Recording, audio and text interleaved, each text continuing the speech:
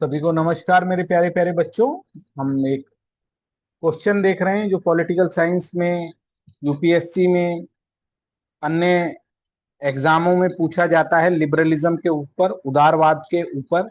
अगर आप BA, MA, net, JRF, PhD या पॉलिटिकल साइंस ऑप्शनल के लिए देख रहे हैं तो ये क्वेश्चन आपके लिए उपयोगी हो सकता है। क्या आप इस विचार से सहमत हैं कि उदारवाद ने विचारधाराओं की ऐतिहासिक लड़ाई जीत ली है? Do you agree with the view that liberal democracy has won the historical battle of ideology?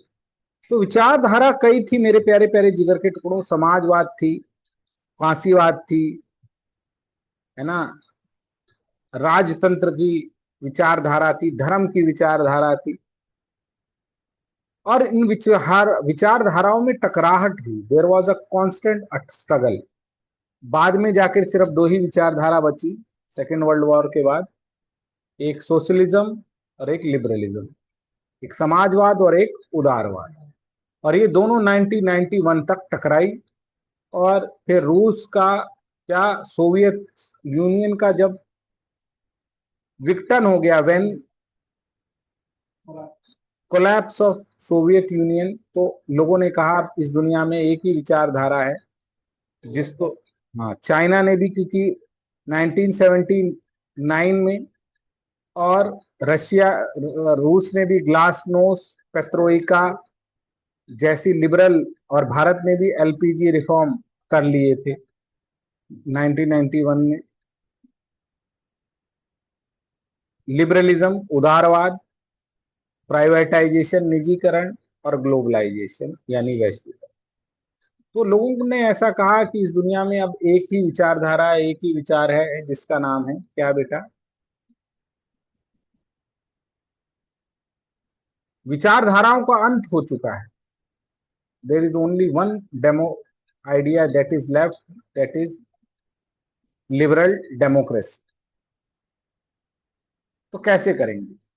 तो आप कहेंगे कि हाँ, बहुत हद तक ये कहा जा सकता है क्योंकि आज एक ही आइडियोलॉजी दिखाई दे रही है, लेकिन पूरी तरीके से इस विचार को नहीं माना जा सकता। क्यों? 20वीं शताब्दी के अंत में सोवियत यूनियन के पतन के बाद यह धारणा मजबूत हो गई है कि उदार लोकतंत्र ने वैचारिक प्रतिस्पर्धा को जीत ली है। जैसा कि फ्रांसिस फुकुयामा ने इतिहास के अंत में कहा था, at the end of 20th century, after fall of Soviet union, the perception strengthened that liberal democracy had won the ideological competition, which Fancius failure called of end of history। ये मर चुका है। लेकिन ऐसा क्यों कहा गया, ये भी मैंने आपको बता दिया, क्योंकि सोवियत यूनियन का पतन हो गया था। जो जो सोशलिस्ट देश थे उन लोगों ने भी क्या अपना लिया था? कैपिटलिज्म। हाँ, और जीडीपी ग्रोथ इसमें बहुत तेजी से हो रहा था। लिबरल डेमोक्रेसी में लोगों को राइट्स भी मिल रहे थे, इसीलिए लोगों ने, फ्रांसिस फुकुयामा ने ये कहा कि यही एक विचारधारा है। लेकिन ऐसा नहीं है। आज भी बहुत ज्यादा इसके ऊपर चैलेंज है।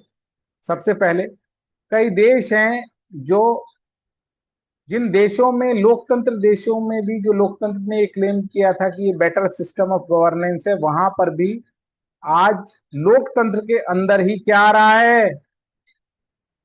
अथॉरिटेरियन आ रहा है।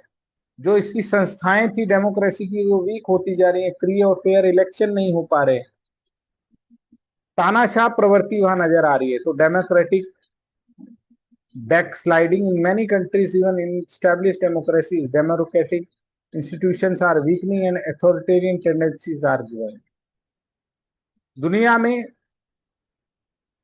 बढ़ता हुआ राष्ट्रवाद और अधिनायक है। चीन जैसे देशों ने अथॉरिटेरियन मॉडल का उदय हो गया, और पूरी दुनिया में क्या है मेरे प्यारे प्यारे जिगर के टुकड़ों? आज भी चाइना अथॉरिटेरियन लीड कर रहा है और कह रहा है इसी तरीके का सिस्टम आप भी अपनाइए। रशिया में भी यही सिस्टम है। और डेमोक्रेसी के अंदर क्या हो रहा है? डेमो के अंदर भी लोक लुभावनवाद और जो अल्ट्रा नेशनलिज्म है, लोकतांत्रिक देश भी लड़ने को उतारू हो रहे हैं। वहां के नेता लोग भी लड़ने के लिए उतारू हो रहे हैं, वहां की डेमोक्रेसी पीछे जा रही है। तो ये क्या है, जैसे आप एग्जाम्पल देख लीजिए, इंडिया और पाकिस्तान लड़े, इस्राइल फिलिस्तीन लड़े, है ना। जो लोकतंत्र के नेता हैं वो क्या करते हैं, अपनी फेस सेविंग के लिए अल्ट्रा नेशनलिज्म का प्रयोग कर रहे हैं वोट मांगने के लिए। ये तो है ही। आर्थिक असमानता,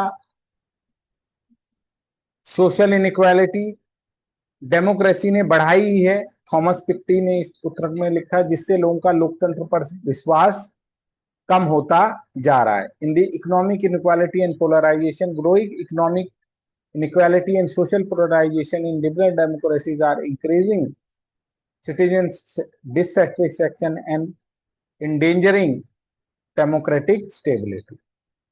तकनीकी चुनौतियां, ये देखो डेमोक्रेसी के अंदर सोशल मीडिया आ गया है, चुनाव में हस्तक्षेप हो रहा है, लोगों की राइट्स, जो लोगों की प्राइवेसी है उनका हनन हो रहा है। तो technological challenges such as disinformation through social media, use of social media in elections, use of money in the liberal democracy, and the concern of private issue are putting pressure in the liberal democracy. इसलिए कहना जल्दबाजी होगी कि एक ही विचारधारा बची है। हाँ, ये सबसे मजबूत जरूर आती है, लेकिन इसके पास भी चैलेंज कई है। तो इस तरह की बात आप लिख दोगे कि पहली बात तो जो मैंने आपको शुरू में बताया था, जो इसमें लिखी नहीं है, कि क्यों ऐसा कहा जाता है कि इसने जीत ली, और फिर आर्ग्यूमेंट लिखोगे दूसरे कि इसके पास अभी क्या क्या चुनौतियां बची हैं। तो ये हुआ मेरे प्यारे प्यारे जिगर के टुकड़ों। तो इन दोनों क्वेश्चनों को आप ट्राई भी कर सकते हैं, समझ गए हैं तो बहुत ही अच्छी बात है। क्लासेस को आप देखते रहिए, अगर आपको जरूर हेल्प मिलेगी। तो thank you very much, God bless you बच्चों, बाय।